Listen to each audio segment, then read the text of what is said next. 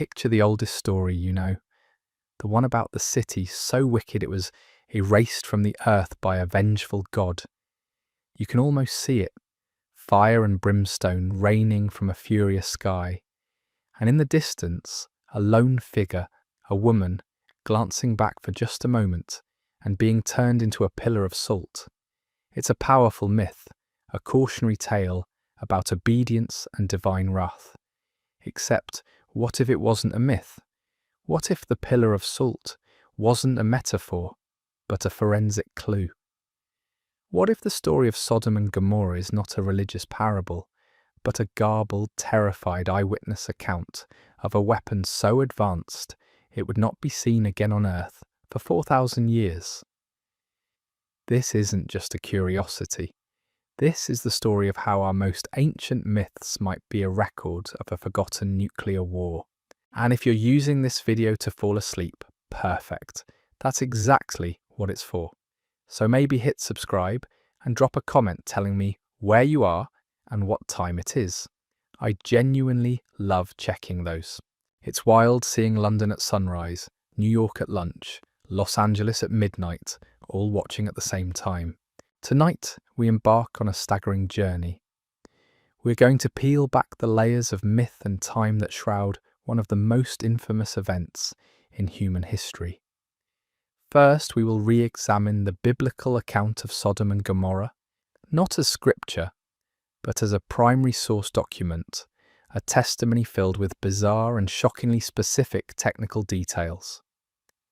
Then, we will travel from the ancient Levant to the floodplains of Mesopotamia, to the world of the Sumerians, and uncover cuneiform tablets that read less like mythology and more like a detailed military after-action report of a devastating conflict. Finally, we will put our boots on the ground, analysing the hard physical evidence, the melted glass, the shocked minerals, the radioactive anomalies that modern science is now unearthing from the very soil where these cities once stood.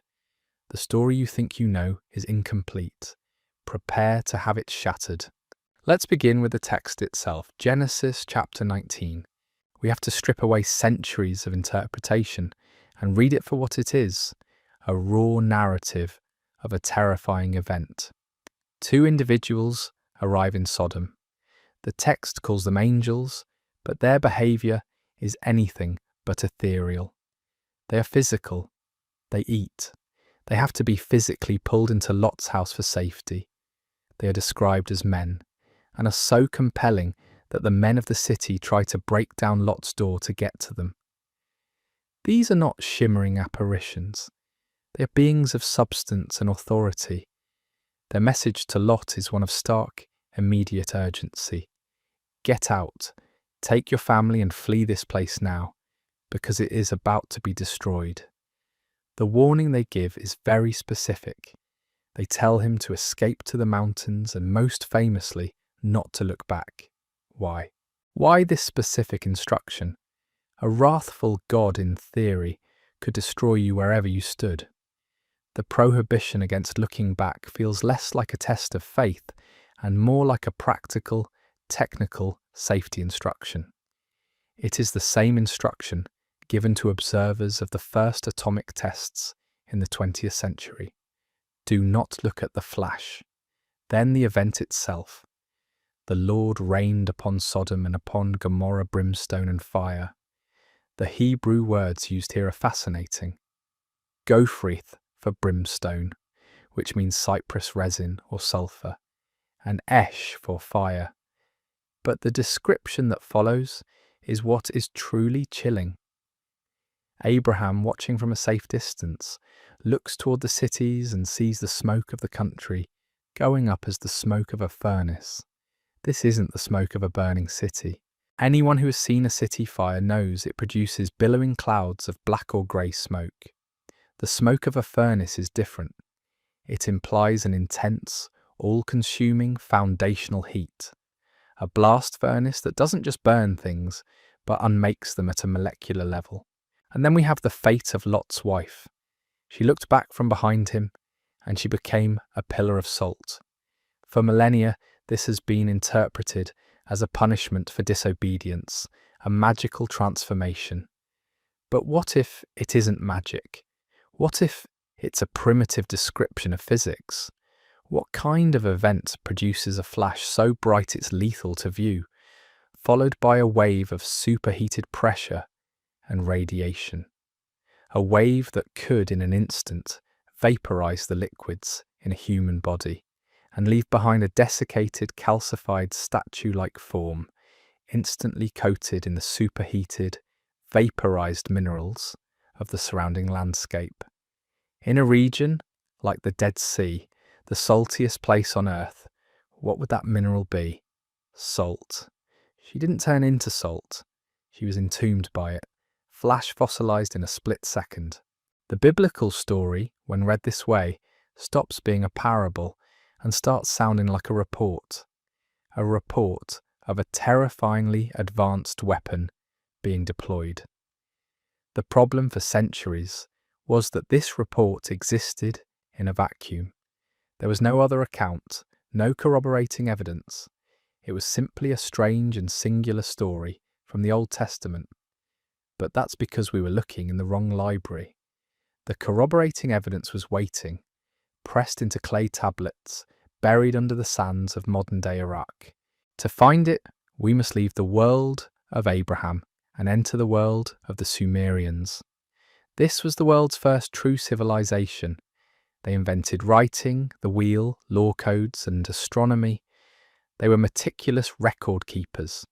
Their cuneiform texts are not just myths and legends. They are bureaucratic ledgers, king lists, astronomical observations, and detailed historical annals. They wrote down what they saw and what they remembered.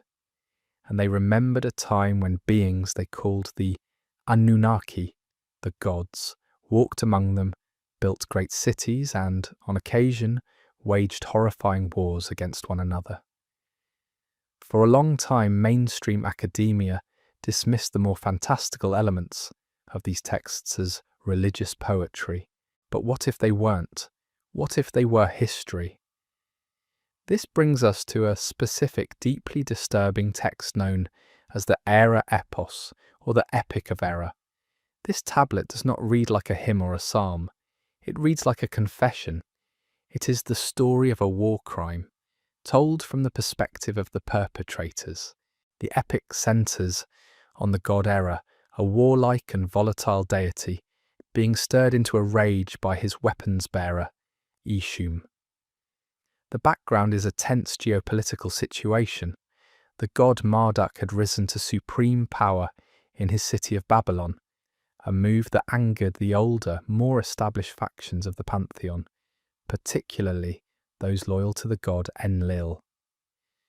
The text describes a world teetering on the brink of conflict. Era, representing the hardline Enlilite faction, decides on a preemptive strike of unimaginable force. He decides to unleash the Sibiti, the Seven. The text describes these Sibiti as weapons without parallel, beings of immense destructive power. Era declares his intent with chilling clarity. I will make the people vanish. I will lay waste to the land. I will make the cities into ruins. The descriptions of the Sibiti in action are not poetic. They are technical. They are weapons that can turn the day to darkness, that can scorch the earth so that nothing will grow, that can poison the rivers and make the very air unbreathable. The narrative of the Era Epos details the debate and the decision to use these weapons. It speaks of targeting specific locations to cripple the enemy faction. One of the primary targets, according to interpretations of these and related texts by scholars like Zechariah Sitchin, was a spaceport located in the Sinai Peninsula. The cities of the plain, Sodom, Gomorrah and the others, were either allied with the enemy Marduk faction, or they were simply unfortunate collateral damage, located geographically in the flight path or blast radius of the primary target. The Bible tells us the cities were destroyed for their sin, But the Sumerian text provides a far more pragmatic and terrifying motive: military strategy. The deployment of the weapons is described in apocalyptic terms: a divine brilliant flash, an immense storm. The land is made desolate. The harvests of the people I will turn to soot. This sounds remarkably similar to Abraham's view of a smoke-filled valley. But the Sumerian texts give us something the Bible does not. They give us the aftermath. They tell us what happened next, not just in the immediate vicinity, but hundreds of miles away. And this is where the mystery deepens and the evidence becomes truly undeniable. After the attack on the Sinai and the cities of the plain, the Sumerian texts describe a new horror. An evil wind, a calamitous storm, began to drift eastward from the site of the detonation. It was not a normal sandstorm. It was a silent, invisible killer. One of the most heartbreaking documents in all of ancient literature is the text known as the Lament for Ur. Ur was a great Sumerian capital, a jewel of civilization, hundreds of miles east of the Dead Sea. It was not a target, but the evil wind came for it all the same. The Lament for Ur describes, in excruciating detail, the effects of this wind on the city's population. It reads like a field report from a hazmat team. The storm was merciless. It clung to the city like a ghost. It entered through doors that were barred. It passed through walls that were sealed. It was a plague for which there was no defence. The text says, "A bitter-tasting venom filled the mouths of the people. They suffocated, their necks bent, their lungs filled with fluid." It describes a phenomenon where the people's skin was covered in sores, and their insides seemed to liquefy. Think about that description: a bitter metallic taste in the mouth, suffocation, internal hemorrhaging, skin lesions, a silent, invisible killer that drifts on the wind and poisons everything it touches. What does that sound like to you? It is, point for point, a perfect and medically precise description of acute radiation sickness from nuclear fallout. The Sumerians 4,000 years ago had no concept of ionizing radiation or radioactive isotopes, so they described what they saw: an evil wind, a divine plague, a bitter venom. They were describing the symptoms of a nuclear holocaust with the only language they possessed. This is the linchpin. The Bible gives us the explosion. The era epos gives us the motive and the weapon. And the Lament for Ur gives us the clinical aftermath, the unmistakable signature of radioactive fallout. The texts, written by two different cultures in two different languages, separated by hundreds of miles, are telling two parts of the same horrifying story. The biblical account is the view from ground zero. The Sumerian laments are the view from downwind. For decades, this was a theory confined to the interpretation of ancient texts. It was a fascinating but unprovable hypothesis, a story written on clay. But science has a way of catching up to legend. In recent years, archaeologists and geologists have begun to find the physical proof. They have begun to dig in the soil of Jordan, on the eastern bank of the Dead Sea, at a site that many now believe is the historical Sodom, a sprawling Bronze Age city called Tall El Hammam. What a team of scientists, led by archaeologist Philip J. Sylvia, has uncovered there is nothing short of mind-blowing.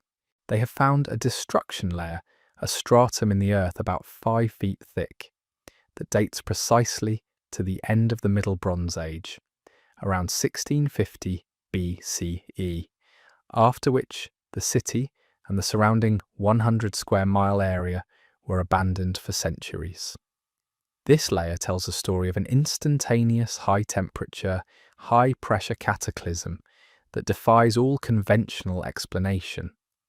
Within this layer, they found pottery shards with their outer surfaces melted into glass, a substance now known as trinitite here. Trinitite is the glassy residue left behind on desert sand at the Trinity site in New Mexico, the location of the first ever atomic bomb detonation. To melt pottery into glass requires temperatures in excess of 2,000 degrees Celsius, hotter than any normal city fire, hotter even than a volcano. But crucially, the inside of the pottery shards was not melted. This indicates an event that was incredibly hot, but also incredibly brief, a flash of heat, lasting only a few milliseconds. But that's not all they found. They discovered grains of sand that had been fused into glass. They found spherules, tiny microscopic balls of molten iron, and silica that had rained down on the city. They also found something that should not be there at all: shocked quartz and nanodiamonds. Shocked quartz is a form of quartz crystal whose microscopic structure has been deformed by an intense, instantaneous shockwave of pressure. Nanodiamonds are formed when carbon is subjected to similar extreme pressures and temperatures. There are only two known ways in nature to create shocked quartz and trinitite-like materials on this scale. One is a major cosmic impact event, like an asteroid or comet exploding in the atmosphere. The other is a thermonuclear detonation. For a long time, the leading scientific theory for the destruction of Tall el-Hammam has been a cosmic airburst, something similar to the Tunguska event in 1908. An asteroid, they propose, exploded in the sky above the city, unleashing a thermal blast and a shockwave that flattened and incinerated everything below. And this theory does explain much of the physical evidence. It explains the melted pottery, the shocked quartz, the instantaneous nature of the destruction. It is a neat and tidy scientific explanation. It is also, very likely, wrong, or at least incomplete, because an asteroid as powerful as it is cannot account for all the evidence. An asteroid airburst would have been a singular, localized event. It would not create a plume of toxic material that would drift for hundreds of miles and kill people in the city of Ur with a mysterious lingering sickness. An asteroid does not produce an evil wind that poisons the land for generations. An asteroid does not fit the political, military narrative of a targeted strike written down with such clarity by the Sumerian scribes. The evidence on the ground points to an event with the characteristics of a nuclear explosion. The textual evidence from two separate ancient cultures describes an event with the characteristics of a nuclear explosion, complete with the motive for war and a clinical description of the fallout. When you lay the two sets of evidence side by side, the biblical account and the Sumerian tablets, and then place them on top of the geological findings from Tall el-Hammam, the overlap is perfect. The story is no longer a myth. It becomes a coherent, evidence-based historical event. So let's reconstruct the timeline of this forgotten cataclysm. Around 1650 BCE, a powerful faction of beings, known to the Sumerians as the Anunnaki, embroiled in a bitter power struggle for control of the earth, make a terrifying decision. They decide to use weapons of mass destruction to eliminate a strategic asset belonging to their rivals, a spaceport in the Sinai. As part of this preemptive strike, they also target the Allied cities in the Jordan Valley, including Sodom and Gomorrah. From a high altitude, they detonate one or more of these devices. The resulting explosion is a thermonuclear airburst. The flash is so bright that looking at it is lethal, instantly searing the optic nerves and causing fatal brain damage. Lot's wife, fleeing with her family, disobeys the technical warning and looks back, and in that split second, her fate is sealed. The thermal wave, travelling at nearly the speed of light, vaporizes her on the spot. The shock wave that follows carries with it superheated salt and minerals from the Dead Sea, encasing her calcified remains in a crystalline shell. She becomes a pillar of salt. On the ground, the city of Sodom is annihilated. The temperatures spike to solar levels for a few milliseconds, melting buildings, pottery, and people into glass and char. A powerful shockwave follows, levelling anything that was left standing and creating the shocked quartz found by modern geologists. Abraham, from his vantage point miles away, sees the telltale sign of this event, a massive, roiling cloud of smoke and debris rising into the stratosphere, the signature mushroom cloud, which he can only describe as the smoke of a furnace. But the horror is not over. The detonation has vaporized tons of earth and stone, irradiating it and flinging it high into the atmosphere. The prevailing winds begin to carry this radioactive dust eastward over the Mesopotamian plain. This is the evil wind. It is silent, odourless, and invisible. As it settles over the great cities of Sumer, like the nightmare begins anew. People start to fall ill with a sickness no one has ever seen. They complain of a metallic taste in their mouths. They begin to bleed internally. Their skin develops lesions. Their hair falls out. They die in agony, and no one understands why. The civilization is decimated. The land is poisoned. A great dark age descends upon the region. The survivors do the only thing they can. They write it down. In Sumer, the scribes record the lamentations for their dead cities, describing the calamitous storm with chilling accuracy. In Canaan, the ancestors of the Israelites passed down the story of their patriarch Lot, a terrifying tale of fire from heaven that becomes a cornerstone of their oral tradition, eventually to be written down in the book of Genesis. Both cultures recorded the same event, from different perspectives, using the language and worldview available to them. One recorded an act of war between rival gods. The other recorded an act of divine judgment. Both were telling the truth as they saw it. The implications of this are almost too vast to comprehend. It suggests that the history we have been taught is a sanitized, incomplete version of the truth.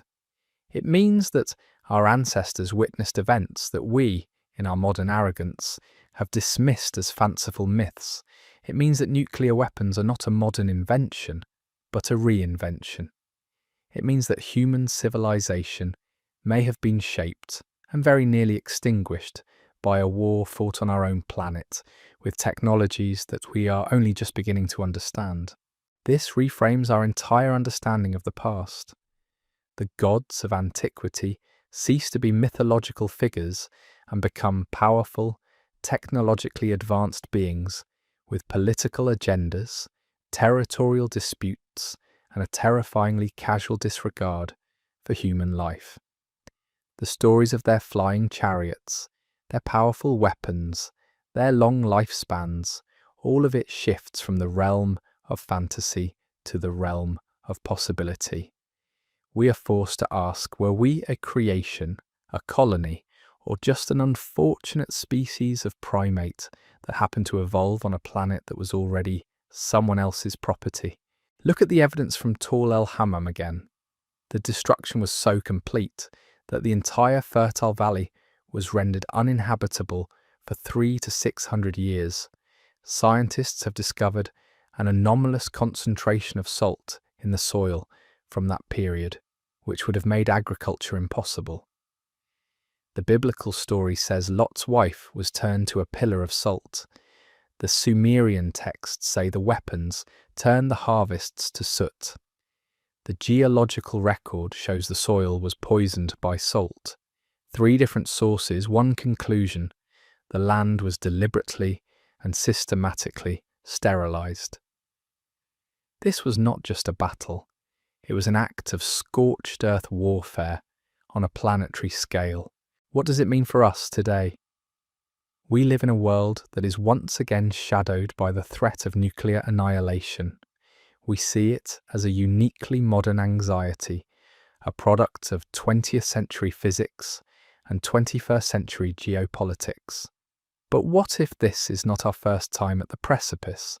What if human history is cyclical, and we are simply repeating a pattern that was set in motion thousands of years ago?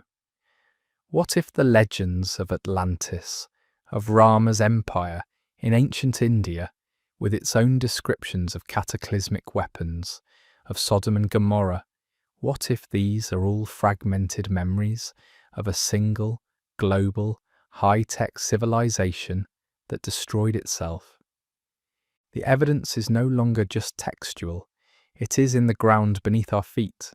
It is in the vitrified forts of Scotland, the melted desert glass of Libya, the radioactive skeletons of Mohenjo-Daro, and the destruction layer of Tall el-Hammam. Everywhere we look, if we know how to look, we find whispers of this forgotten past, a past where the sky fell, the seas boiled, and the cities of humanity were turned to ash by a fire that was not meant for this world. The story of Sodom and Gomorrah is not a story about divine wrath. It's a story about the terrible consequences of advanced technology in the hands of beings who are flawed, ambitious, and violent. It's a cautionary tale, yes, but not in the way we were taught in Sunday school. The warning is not about sin. The warning is about power. It's a 4,000-year-old message written in stone, clay, and radioactive isotopes, telling us that we are not the first civilization on this planet to hold the power of the sun in our hands. We are just the first to get a second chance. The question we must ask ourselves is, will we listen to the warnings left by those who came before? Or are we doomed to see our own cities become the subject of future laments, our own tragic end recorded by the few who survived to tell the tale? The evidence is there. The story has been told. All we have to do is be brave enough to read it. To truly grasp the scale of this catastrophe, we have to understand the motive. It was not random. It was not a fit of divine pique. It was a cold, calculated act of strategic warfare. The Sumerian texts, when you read them as historical documents, lay out a political drama of cosmic proportions, a family feud that tore the world apart. At its heart were two brothers, the leaders of the Anunnaki mission on Earth, Enlil and Enki. Enlil was the commander, the stern disciplinarian, the one who saw humanity as a workforce to be managed and controlled. Enki was the chief scientist, the geneticist, the one who had a hand in our very creation and felt a paternal, often rebellious, affection for us. This fundamental difference in philosophy created a schism that lasted for millennia. Enlil's faction believed in strict hierarchy and separation. Enki's faction believed in sharing knowledge and elevating humanity. Over centuries, these factions vied for control, with cities and human populations aligning with one side or the other. The city of Babylon, under the patronage of Enki's firstborn son, Marduk, became the epicenter of this rebellion. Marduk declared himself supreme over the other gods, a direct and unforgivable challenge to Enlil's authority. The cities of the plain, Sodom and Gomorrah among them, were in a region of critical strategic importance. They sat adjacent to the Sinai Peninsula, which housed the Anunnaki's most vital piece of infrastructure, their spaceport. This was their gateway to the heavens, their launch and landing facility for craft that connected them to their home world. It was their Cape Canaveral and Houston mission control combined. For Marduk's faction to have influence or control over this region was an existential threat to Enlil. So the decision was made, a decision so extreme it tells you everything you need to know about their desperation. They would not just attack the rebellious cities, They would destroy their own most valuable asset to keep it from falling into enemy hands. They would use the Sibiti, the 7 horrifying weapons, to render the entire region, including the spaceport, an uninhabitable, radioactive wasteland for centuries to come. The destruction of Sodom and Gomorrah was not the main event, it was collateral damage in a war for control of a planet.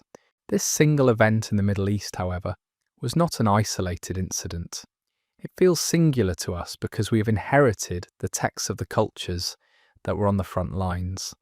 But what if this was just one theatre in a much larger global conflict? What if, while Abraham watched the smoke rise over the Dead Sea, other civilizations across the world were witnessing and recording their own versions of the same terrifying apocalypse? To find the answer, we have to travel east, from the scorched plains of Mesopotamia to the lush river valleys of ancient India. Here, an equally ancient and sophisticated civilization was meticulously documenting its own history in the form of epic poems, the Mahabharata and the Ramayana. For centuries, the world has viewed these as India's great myths, sprawling tales of gods, demons, heroes, and magical weapons. But when you read them with a technologist's eye, the magic begins to look like physics, and the myths begin to read like military history. These texts describe a world filled with flying machines called vimanas. The descriptions are not vague. They are often stunningly technical, speaking of liquid mercury vortex engines, propulsion systems, and flight capabilities that ranged from hovering like a modern helicopter to streaking into Earth orbit.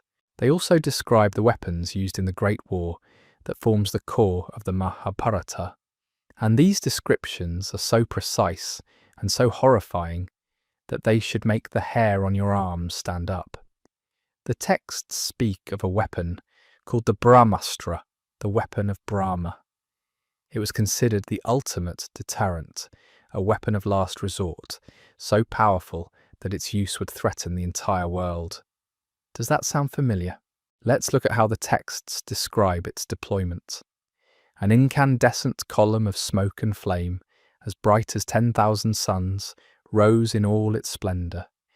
It was an unknown weapon, an iron thunderbolt, a gigantic messenger of death, which reduced to ashes the entire race of the Vrishnis and the Andakars. The corpses were so burned as to be unrecognisable. Their hair and nails fell out. Pottery broke without apparent cause and the birds turned white. After a few hours, all foodstuffs were infected. To escape from this fire, the soldiers threw themselves in streams to wash themselves and their equipment. Let that sink in. A flash brighter than thousands of suns, a mushroom cloud, unrecognisable, burned bodies.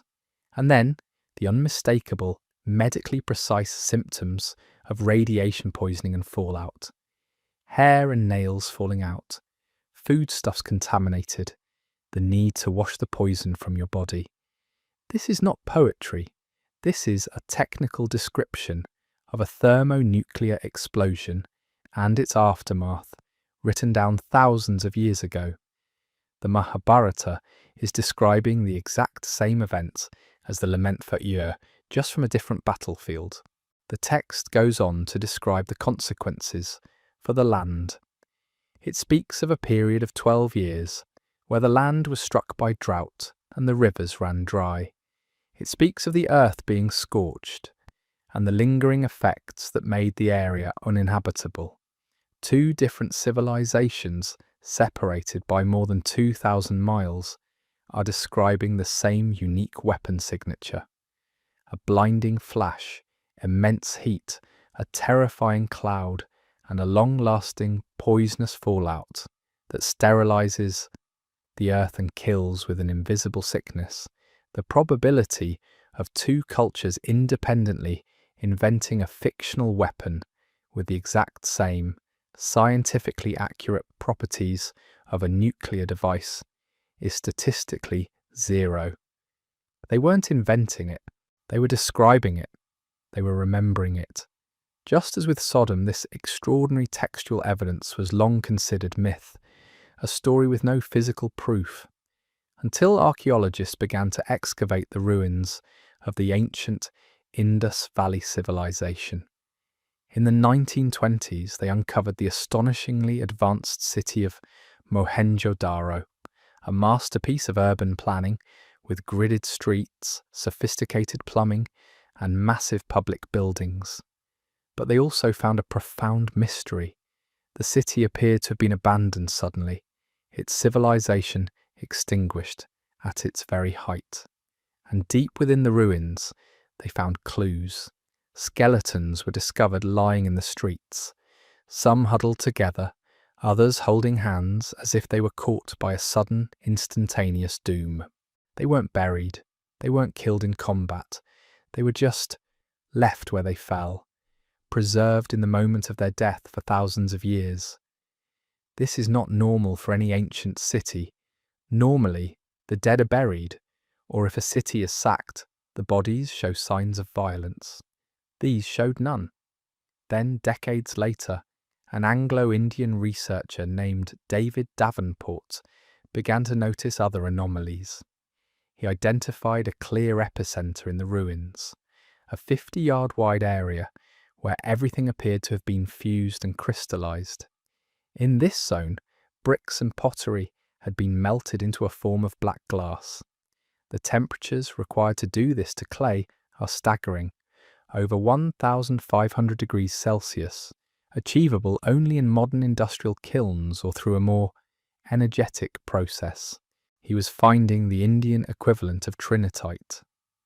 Most disturbingly, tests conducted on the skeletons found in the streets reportedly showed levels of radioactivity that were dozens of times higher than normal background radiation. While some of these specific radiation claims are debated and difficult to verify today, the overall picture they paint is chillingly consistent. A sudden, unexplained cataclysm, an epicenter of extreme heat that vitrified stone, and the lingering spectre of radiation. The ruins of Mohenjo-Daro look less like an ancient city that fell into decline and more like a Bronze Age Hiroshima. The story these ruins tell aligns perfectly with the story in the Mahabharata, a great and sudden doom delivered from the sky. The physical evidence on the ground corroborates the ancient text. Just as the geology of Tall El Hammam corroborates Genesis and the lament for Ur, we are seeing a pattern, a global pattern of myth and physical evidence pointing to the same impossible conclusion. But the pattern doesn't stop in the Indus Valley. Let's move westward again, this time to the cold, misty hills of Scotland, Ireland, and Western Europe. Here we find another profound architectural mystery, the vitrified forts. All across the Celtic world, there are dozens of ancient stone hill forts whose walls have been subjected to temperatures so intense that the rocks have melted, bubbled, and fused together into a solid, glassy mass. For centuries, historians assumed this was the result of the forts being burned by ancient invaders, but that explanation makes no sense. Think about it. To vitrify stone on this scale, you need to achieve and maintain temperatures in excess of 1,100 degrees Celsius, about 2,000 degrees Fahrenheit. A simple timber-laced fort fire, even a massive one, struggles to reach these temperatures and certainly cannot maintain them long enough and evenly enough to melt entire sections of a stone wall. Experiments to replicate the effect have failed. Even a massive bonfire, built right against a stone wall, will char it, maybe crack it, but it will not turn solid granite into molten slag. Furthermore, lightning strikes are localized and produce a very specific type of geological signature called a fulgurite.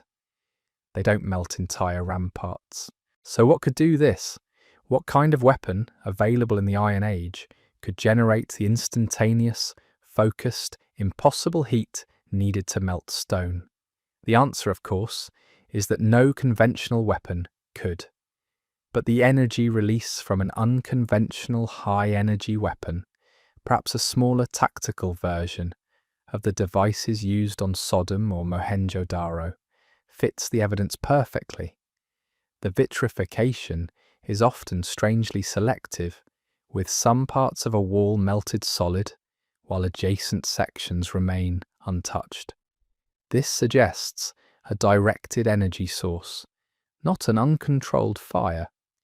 Were these forts the sites of forgotten battles in the same global war? Were the ancient Celtic tribes caught in the crossfire of these warring gods as they fought for control of Europe's resources and ley lines? The ruins themselves are a silent testament. They are another crime scene, another piece of physical evidence that our history is far stranger and more violent than we imagine. Now let's journey south to one of the most desolate places on earth, the Great Sand Sea, spanning the border of Egypt and Libya. Scattered across thousands of square miles of this remote desert lies a substance found nowhere else on the planet: Libyan desert glass. This is a beautiful, translucent, yellow-green glass of almost otherworldly purity, sometimes as high as 98% pure silica. For thousands of years, humans have known of it. A carved scarab of this very glass was found in the centre of Tutankhamun's pectoral necklace. It was prized as a gemstone, but no one knew where it came from. The scientific consensus today is that the glass was formed by the thermal blast of a massive cosmic impact, an asteroid or comet that exploded in the atmosphere with the force of thousands of megatons, sometime around 29 million years ago. The heat from this airburst would have been intense enough to fuse the quartz sand on the desert floor into glass. And this is a plausible explanation, but it has problems, big problems. First, there is no crater. For an impactor large enough to create such a vast field of glass, we would expect to find a correspondingly massive impact crater somewhere nearby. None has ever been definitively located. Second, the purity of the glass is a puzzle. Meteorite impacts tend to mix the target material, in this case sand, with the material of the impactor itself. This leaves behind chemical signatures, like elevated levels of iridium. Libyan desert glass is strangely, almost unnaturally, pure. What if the date is wrong?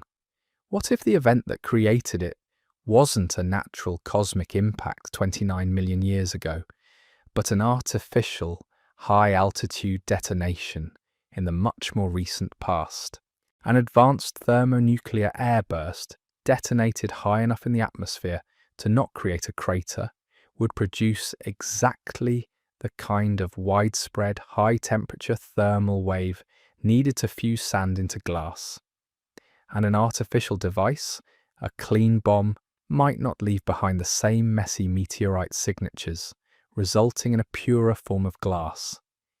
Is it possible that the Libyan desert glass is another piece of trinitite from this ancient war, a testament to a weapon so large it turned an entire region of a continent into a sheet of glass? When you look at it alongside the evidence from Tall El Hammam, Mohenjo-Daro, and the vitrified forts of Scotland, you begin to see that these are not four isolated mysteries. They are potentially four data points in a single, horrifying global event. They are the scars left on the face of our planet by a war of the gods. We have now examined evidence from four different continents. We have the textual accounts from the Middle East and India, two of the world's oldest cultures, describing the use of weapons with identical nuclear characteristics. And we have the physical evidence from these same regions, and from Europe and Africa, showing the ground-level results of impossible high-energy events, vitrified cities, radioactive skeletons, melted forts, and fields of pure desert glass. What happens when we stop treating these as separate subjects? studied by separate academic departments, and start treating them as a single, unified case file? The picture that emerges is of a worldwide conflict fought by a civilization with technology equal to or even surpassing our own. A conflict that raged not just over the Sinai spaceport, but likely over strategic resources, territory, and ideological dominance across the entire planet. The Bible, the Sumerian tablets, and the Indian Vedas are the fragmented historical records of the survivors. Mohenjo-Daro and Tal el-Hammam are their Pompeii and Hiroshima.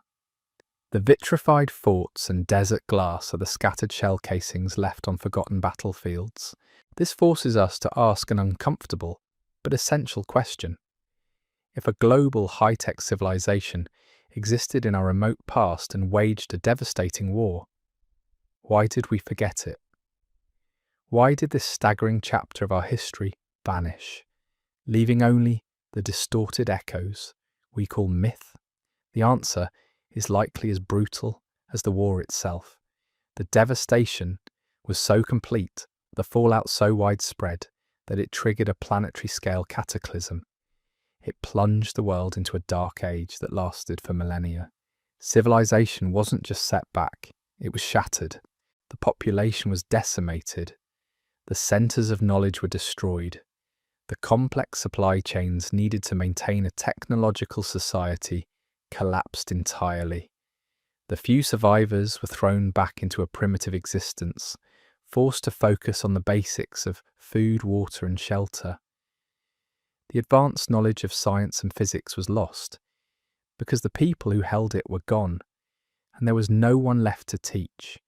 Imagine a global thermonuclear exchange happening today. Imagine the collapse of the internet, the power grid, global trade, and modern agriculture. How long would it take for the survivors, huddled in bunkers or scavenging in the ruins, to forget how to build a microprocessor or a jet engine? 1 generation? 2? The intricate knowledge would evaporate. All that would remain would be stories. Stories of a golden age before the fall.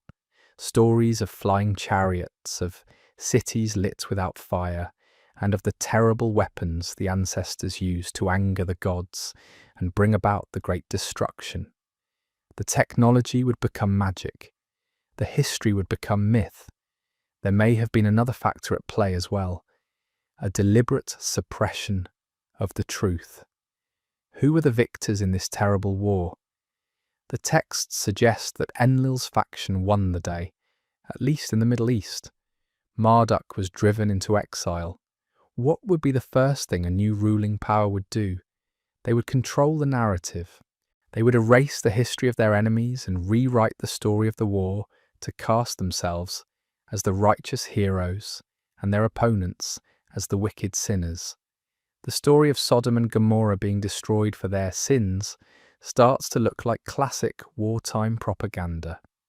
The Sumerian accounts are sanitized to portray the gods' actions as a reluctant but necessary response to humanity's noise and transgressions.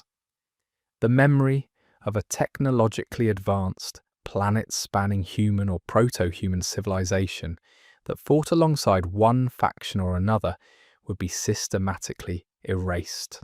Humanity would be put back in its box, taught that it was a primitive creation, and that the gods were all-powerful, supernatural beings to be feared and obeyed, not the flesh and blood, technologically advanced colonizers that they actually were. The Great Forgetting may not have been just an accident.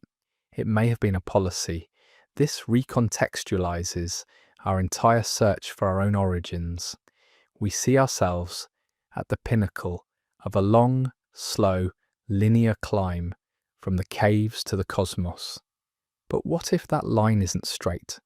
What if it's a sawtooth pattern of rise and fall?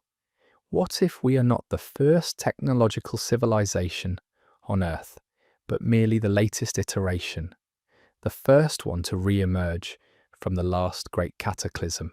What if we are a species with amnesia, living amongst the ruins of a forgotten, far more epic past and mistaking those ruins for natural formations or primitive religious sites. Think about the sheer scale of geological time. Our recorded history is a mere 5,000 to 6,000 years long. Modern humans have been on this planet for at least 200,000 years. That leaves a gap of 195,000 years of undocumented, unknown history. It is an act of supreme arrogance to assume that nothing of consequence happened in that vast expanse of time.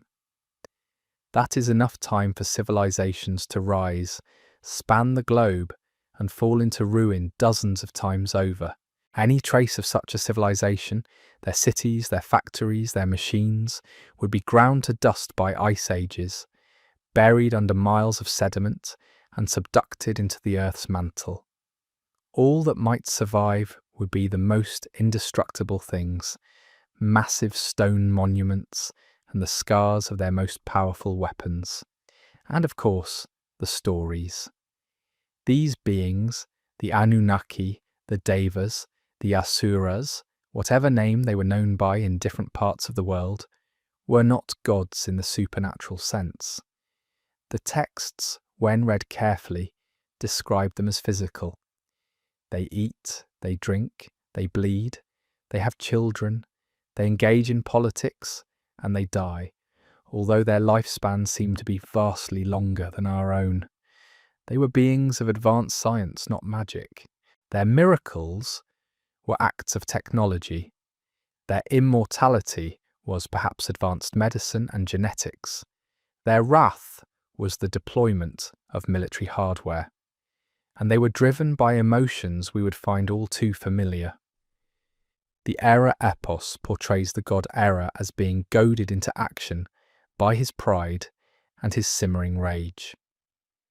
The Mahabharata is a story of family betrayal, jealousy, and a fight over inheritance that escalates into global war. They were not some enlightened, benevolent space brothers. They were brilliant, powerful, and deeply, terrifyingly flawed. They brought their own conflicts and their own ancient hatreds to this planet, and humanity was simply the grass that was trampled when the elephants fought. We are their descendants in more ways than one, not just perhaps genetically, as some texts imply, but culturally and psychologically. We have inherited their tribalism, their thirst for power, their tendency to solve disputes with overwhelming violence. And now we have finally, painstakingly rediscovered their fire. We have rebuilt the weapons that they used to destroy their and our world. The atomic bomb was not an invention. It was a recovery of lost knowledge. We have spent the last 80 years living under the shadow of the same threat that laid waste to the Bronze Age. The evidence from Tall El Hammam and Mohenjo-Daro is not just a historical curiosity. It is a warning. It is a message left for us, written in vitrified glass and radioactive earth. It tells us that the path we are on is not a new one. It tells us that the power we now wield is not something to be proud of, but something to be terrified of, because we are not the first to hold it. And the first time, it ended in a world-shattering disaster that was so complete its memory was almost erased from existence. Look at the world around you, the rising tensions between great powers, the casual talk of using tactical nuclear weapons, the proxy wars fought on the soil of smaller nations. Does it not feel eerily familiar? We are replaying the same geopolitical chess game that the Sumerian tablets describe. The only difference is that this time, we are the primary players. We are both the Anunnaki and the humans caught in the crossfire. We are the ones with our fingers on the button. The question is, have we learned anything in 4,000 years? Or is the cycle of rise and fall, of discovery and self-destruction, embedded in the very code of intelligent life in this corner of the universe? The evidence for this forgotten technological past is not just found in the epic scale of catastrophe. Sometimes it's in the quiet precision of a single, impossible object. Consider the Antikythera mechanism, a device recovered from a Roman-era shipwreck. For decades it sat in a museum, dismissed as a strange clock. It was only with modern X-ray tomography that we understood what it truly was. An astronomical computer of breathtaking complexity, filled with a differential gear train that wouldn't be reinvented in Europe for another 1,500 years. The mechanism tracked the sun, the moon, the planets, and even predicted eclipses. It is a ghost of a forgotten science, a tangible piece of proof that our ancestors possessed a level of mechanical and mathematical genius that we have systematically underestimated. The Antikythera mechanism is a piece of hardware. It tells us they could build incredibly complex machines. But what about their software? For that, we return to Sumer. The texts are filled with references to something called the Me, a word often translated as divine decrees or sacred laws. But this translation is flat. It misses the technological essence of the descriptions. The Me were physical objects. They could be held, they could be stolen, they could be loaded onto a skyboat. A far better translation might be a cosmic data chip or a program. The texts describe how the god Enki possessed the fundamental Me for civilization in his city of Eridu. They were the blueprints for everything: kingship, law, weaving, metallurgy, construction, music, everything. The goddess Inanna, in a famous story, travels to Eridu, gets Enki drunk, and tricks him into giving her over 100 of these Me, which she then downloads to her own city, Uruk, instantly elevating its culture and status. This story reads less like a myth and more like an act of corporate espionage, a tale of technology transfer. It suggests that civilization wasn't a slow organic process of discovery. It was a pre-packaged operating system, distributed or stolen, containing the core programs for running a human society. This idea that humanity was given a technological starter pack forces us to re-examine our own origins. The conventional story of human evolution is one of slow, gradual change, but the fossil record doesn't entirely support that. It shows long periods of stasis punctuated by sudden, inexplicable leaps. The biggest leap of all is the appearance of us, Homo sapiens sapiens. For millions of years, our hominid ancestors were, to be blunt, just another clever ape. Then around 200,000 years ago, we appear on the scene with our large brains, our capacity for complex language, and our self-awareness. The so-called missing link isn't just one missing fossil, it's a missing process. The transition seems almost instantaneous. The Sumerian tablets offer a disturbing explanation. They claim we were created not by a deity in a garden, but by Anunnaki scientists in a laboratory. The texts describe their chief scientist Enki taking the native hominids already on the planet and upgrading their genetic code with Anunnaki DNA. The stated purpose was to create an intelligent worker, a Lulu Amelu, literally a mixed worker, to take over the back-breaking labour of mining gold, which was the Anunnaki's primary mission on Earth. The biblical story of Adam being fashioned from the clay of the earth and having the breath of life given to him by God starts to sound like a simplified allegory for genetic engineering and artificial insemination. The science behind this ancient claim is shockingly modern. Look at our own genome. We have 46 chromosomes, while all other higher primates have 48. At some point in our recent past, 2 of our ancestral chromosomes fused together, end to end, to form the human chromosome 2. This is a massive, highly unusual and dramatic mutation.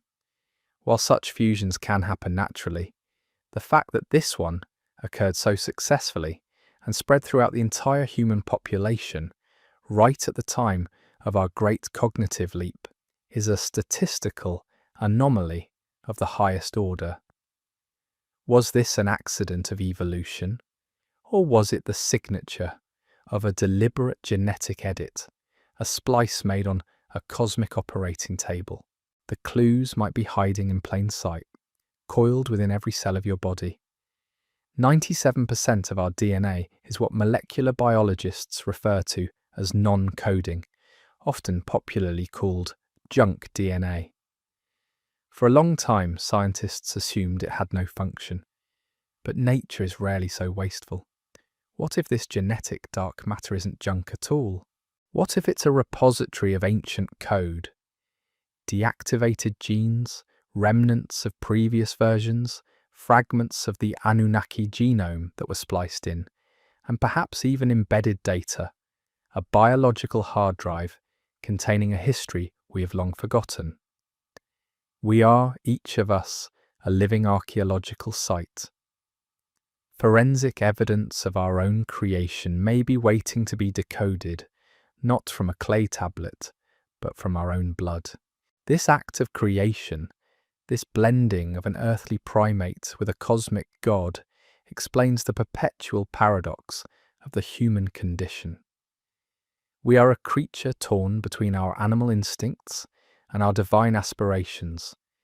We have the capacity for breathtaking genius and heartbreaking cruelty. We can compose symphonies and we can build death camps. We reach for the stars, but we are still chained to the mud of this planet. This is the scar tissue of our hybrid origin, the eternal conflict between the two sets of genes warring within us. We are a biological chimera born into servitude, who one day woke up and realized we could be more. And this awakening terrified our creators, or at least the Enlilite faction. The Bible tells of Adam and Eve being cast out of the Garden of Eden for eating from the tree of knowledge of good and evil.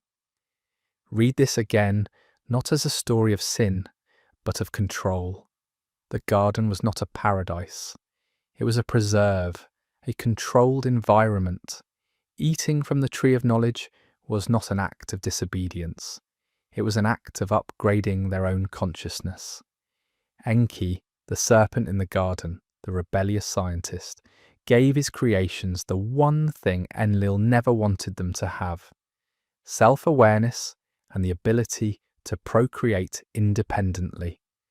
The subsequent curse from God, that humanity would have to toil and suffer, was not a punishment. It was the end of the warranty. We were kicked out of the lab and forced to fend for ourselves in the wild. This new self-aware humanity was now a player on the world's stage, a wild card in the conflict between the Anunnaki factions. And when that conflict finally boiled over into the cataclysmic war that destroyed Sodom and Mohenjo-Daro, the planet itself was pushed past a breaking point. An exchange of high-yield thermonuclear devices would do more than just vaporize cities. It would have profound and lasting consequences for the entire global climate system. Think about the sheer amount of energy we are talking about. A single large thermonuclear weapon can release more energy in a microsecond than all conventional weapons used in all of World War II combined. Multiple detonations on this scale would throw trillions of tons of superheated dust, soot, and water vapour into the stratosphere. This would create a nuclear winter effect, shrouding the planet, blocking sunlight, and causing global temperatures to plummet. Agriculture would collapse, ecosystems would fail, but there would be a secondary effect, one that is even more terrifying. What happens to the world's ice caps when you detonate thermonuclear weapons near them, or when the subsequent atmospheric disruption causes a rapid temperature shift? They melt catastrophically. A sudden massive injection of meltwater into the oceans would cause a rapid sea level rise on a scale that would be unimaginable. It would not be a gradual change. It would be a series of colossal tsunamis washing over coastlines and inundating low-lying continents. It would be a world-drowning event. Suddenly the myth of the Great Flood, a story found in nearly every ancient culture on Earth, from the Epic of Gilgamesh to the legends of the Maya, snaps into focus. It was not a myth, it was the inevitable environmental consequence of the nuclear war that preceded it. The war was the cause. The flood was the effect. The fire from the sky was followed by the water from the sea. First the bombs, then the deluge. This is why so much of the evidence of this ancient civilization is missing. It wasn't just buried by time. It was scoured from the face of the earth and then submerged under hundreds of feet of water. The shining coastal cities of the Golden Age are now sitting in the cold, dark silence of our continental shelves. The survivors of this 1-2 punch of nuclear winter and global flooding would have been few and far between. They would have been scattered, traumatized, their civilization in ruins, their knowledge lost. This was the great forgetting. And it is in this post-apocalyptic world that we see the rise of the next set of key figures in our ancient story. The civilizer gods. Figures like Thoth in Egypt, Viracocha in the Andes, and Quetzalcoatl in Mesoamerica. The legends are all remarkably similar. After a great cataclysm that nearly wiped out humanity, a wise, often bearded figure appeared from the sea or the sky. He gathered the terrified primitive survivors and began to reteach them the basics of civilization. Agriculture, architecture, law, astronomy, and morality. These figures were not remembered as conquerors or kings. They were remembered as teachers. They were the agents of a great reconstruction. But what were they reconstructing? And why? This seems less like a random act of benevolence and more like a carefully managed recovery program. Perhaps it was orchestrated by the surviving members of the Enki faction, the side that had always been more sympathetic to humanity. They couldn't give us back the high technology that had led to the disaster. That would be like giving a child a loaded machine gun, so they gave us the essentials. They rebooted human civilization, but on a lower, safer operating system. They gave us agriculture, but not genetics. They gave us astronomy, but not spaceflight. They gave us metallurgy, but not nuclear physics. It was a deliberate dumbing down, a quarantine placed on our technological potential to prevent us from repeating the sins of our creators. The knowledge they gave was precise and deeply encoded. Look at the pyramids of Giza. They are not just tombs. They are a miracle of mathematics and engineering, aligned to true north with an accuracy we could not replicate until the 20th century. The entire complex is a map of the stars on the ground. This wasn't built by Bronze Age farmers with copper chisels and rope. It was built using a legacy of forgotten science, a blueprint left behind by the survivors of the previous age. The pyramids and other megalithic structures around the world are the backup hard drives of the lost civilization. We can even find potential physical evidence of the weapons themselves, if we dig deep enough into the geological record. The key is in the isotopes. A nuclear explosion creates and releases a unique cocktail of radioactive isotopes that are not found in nature in any significant quantity. One of the most telling is xenon-129. It's a stable isotope that results from the decay of radioactive iodine-129, which itself is a byproduct of nuclear fission. The atmosphere on Mars, interestingly, has a massive, unexplained abundance of xenon-129, leading some scientists like Dr. John Brandenburg to seriously propose that Mars was the site of a natural or artificial nuclear event in its remote past. Has anyone looked for similar anomalies here on Earth? Publicly? No. But the data might already exist, buried in ice cores and geological surveys, waiting for someone to ask the right question.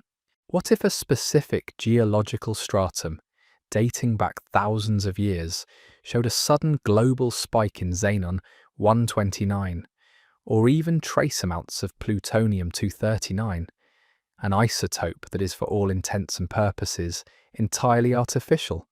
That would be the final undeniable smoking gun. It would be the fingerprint of the gods, a signature of their war written into the very elements of our planet. Consider the strange case of the Oklo natural nuclear reactor in Gabon, Africa. Here, about 1.7 billion years ago, a unique combination of uranium ore concentration and groundwater conditions allowed a natural, self-sustaining nuclear fission reaction to occur. It is a stunning example of what nature can do, but the site is complex. Some analyses of the waste products suggest a reaction that was moderated and controlled with a precision that is difficult to explain by natural processes alone. What if Oklo wasn't entirely natural? What if it was an ancient nuclear waste disposal site, or a power plant built by a civilization so old it predates multicellular life in our conventional timeline? This pushes the boundaries of our story back even further, into a past so deep it becomes almost incomprehensible. But it highlights the core message. We live on a planet that has hosted intelligence, technology, and cataclysm for a very, very long time. Our own civilization is just the latest blossom on a very old and scarred tree. We are the children of a traumatized post-war world, raised on the fragmented stories of the disaster, which we no longer recognize as history. We are the inheritors of a deliberately throttled technology, and we've spent the last few centuries desperately reinventing the science that was taken from us. And now, we have done it.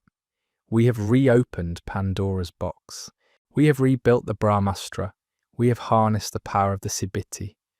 The knowledge that was once the exclusive domain of the gods is now in our hands. And we are proving every single day that we are just as brilliant and just as flawed as they were. The same old arguments over territory, resources, and ideology that the era epos describes are now playing out on our 24-hour news channels. The same brinksmanship, the same threats, the same terrifying assumption that these weapons could ever be a tool of statecraft. The ancient texts are not just a history, they are a prophecy that has already come true once. They describe the endgame of the path we are currently on. The story of Sodom and Gomorrah is not just about the past, it is a glimpse into a potential future. It is the prologue to our story, but it could also be our epitaph. The evidence scattered across the globe, from the sands of Jordan to the jungles of India to the deserts of Africa, is more than just a collection of archaeological curiosities. It is a planetary warning system. It is the frantic message in a bottle, washed ashore from the wreck of a previous age, telling us, begging us, to choose a different course. This single event in the Middle East, however, was not an isolated incident. It feels singular to us because we have inherited the texts of the cultures that were on the front lines. But what if this was just one theatre in a much larger global conflict? What if, while Abraham watched the smoke rise over the Dead Sea, other civilizations across the world were witnessing and recording their own versions of the same terrifying apocalypse? Consider the implications of this global tapestry of destruction. What if these scattered fragments, these disparate legends from every corner of our planet, From the drowned cities beneath the waves to the vitrified forts of forgotten empires, are all chapters of a single, terrible story. A story that tells us not of divine wrath, but of human ambition, of unparalleled power wielded without wisdom. It forces us to confront a terrifying mirror. Are we merely repeating the mistakes of those who came before, destined to leave our own echoes in the archaeological record for future generations to decipher? The true mystery isn't just what happened, but what will we do with this profound knowledge? What will be your legacy in this ancient ongoing drama?